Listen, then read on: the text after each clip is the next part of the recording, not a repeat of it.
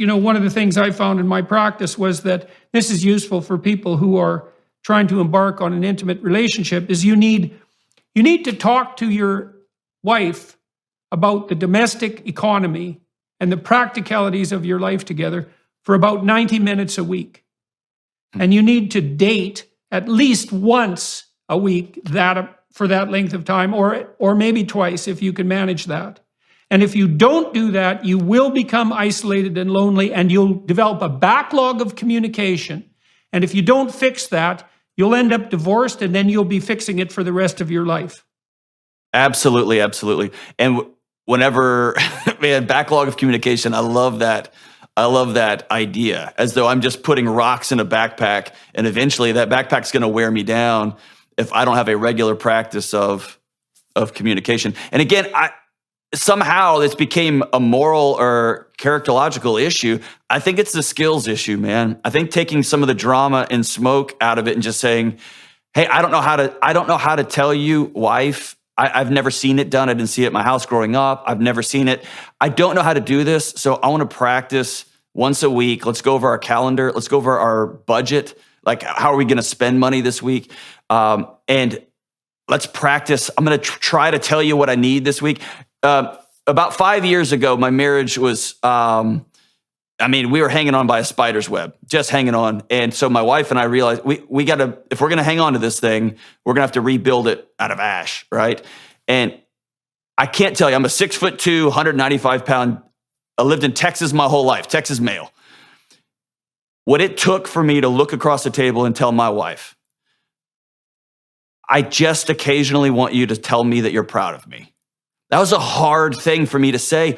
And I didn't even realize how desperately I'd been searching for her approval for the first 15 years we'd been married, and how much I kept going out on a limb and on a limb and on a limb. And I was taking her non-response as rejection, and I never put my needs out there. And I was embarrassed and ashamed to say it. And then she said, man, that would have been super helpful 15 years ago. And now she makes it a regular practice of our marriage to say, hey, I see you, and I appreciate what you're doing for our family. Golly, what a gift. And I didn't know that doing the dishes was akin to foreplay. Great. Yep. I will knock those dishes out all day long. It's about practicing saying your needs out loud. And then, man, get out of your head. The number of hours I've spent researching workout programs when I could have just gone to work out, or researching how to tell your wife instead of just telling her. What a waste of time. We have too much data, man. We have too much information. We need to go act. Well, you can have a preliminary conversation with your partner, let's say, and say something like, look, we need to tell each other what we need and want. And we're both too stupid to do that because we don't really know what we need and want. And we have almost no practice at it. And worse, here's something about that that's really quite sad and frightening, is like, if one of the things you wanted to hear is that your wife was grateful to you for, let's say, providing properly for the family, so say proud of you, there's a part of you that's quite insecure that wants that message, and you're vulnerable on that point, hey? And so then if you share that vulnerability, the person with whom you're sharing it knows exactly where to stick you if they want. And so it takes real trust to do that. But the alternative is assuming that, and people do this all the time, they'll say things like, well, if you loved me, you'd know what I wanted. It's like, well, first of all, that's a pretty perfect love. And second, yeah, I'm not clairvoyant, right? Yeah. Well, right. Well, you're not even smart enough to do that for yourself most of the time, for someone else. And so, you can make an agreement with your partner and say, look, here's something I'd like to hear you say. And here's the words I'd like to hear. Will you just say that? Another person might object and they'll say, well, that sounds false if I do it, or it won't be real because we're just practicing it and it's artificial. And then you think, well, wait a second. We're going to be together for the next 10,000 days. And if it takes, or more, and if it takes 20 stupid practices to get it right, that's not so much stacked up over 10,000 days. And it might be, with many marriages, I would say there's probably 10 things that each person wants to hear on a quasi-regular basis that would make the difference between the marriage succeeding and the marriage failing. But it means you have to sit down with your partner and say, look, we should decide jointly what we need and want, and we should have enough courage to try to express ourselves stupidly in the attempt to get it. And then allow ourselves to make mistakes, while we're practicing. I love that. I find that we've become goal obsessed. And so if I want to do these things so that I can keep my marriage, I find that I end up way out on a limb. I find out by chasing somewhere I don't want to go. I find it more valuable to say, I want to live a life that is not chasing happiness, because that's just cocaine and cotton candy, but I want to chase a life of joy. And all of the data tells me a good marriage, a good connection with the romantic, intimate partner over a long period of time is the best bet I have in maximizing joy. And so if I'm going to do that, that means I've got to be awkward. And by the way, if you can stand in front of somebody naked and say, do you see me? And do you think I'm beautiful? Do you want to join bodies with me?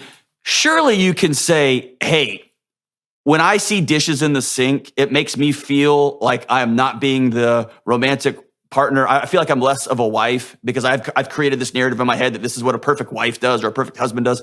Can you help with the dishes? Good gosh, you can stand in front of somebody naked and say, here I am. Surely you can say, hey, can you help with the dishes, right? And then we have to stop being so looking for people coming at us. What's that great saying? Whatever you go looking for in the world, you're sure to find.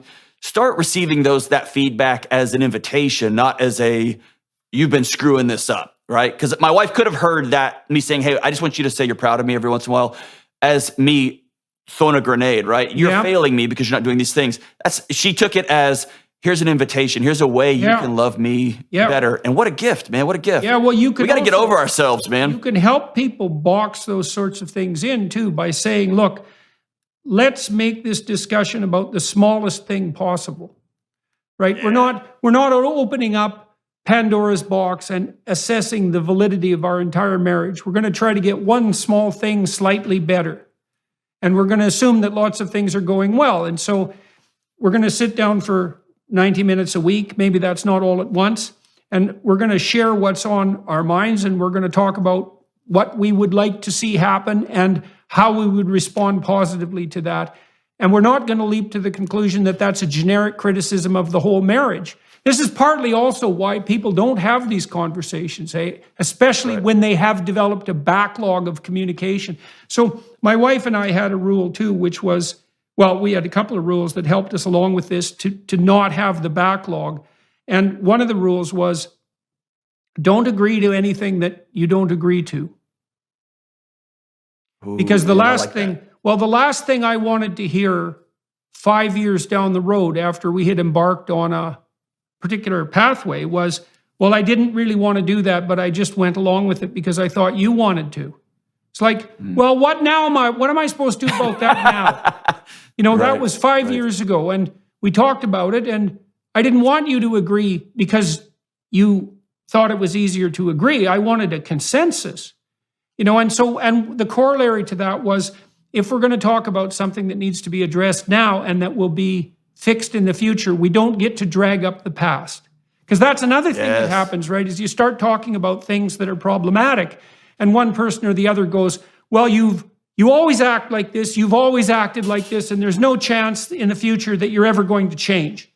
It's like, well, instantly you're in a fight because your whole character, past, present, and future, has just been savaged.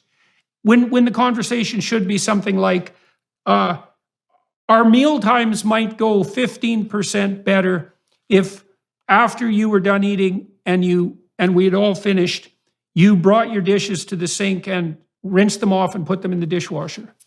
And here's what I'm willing to do in return for that.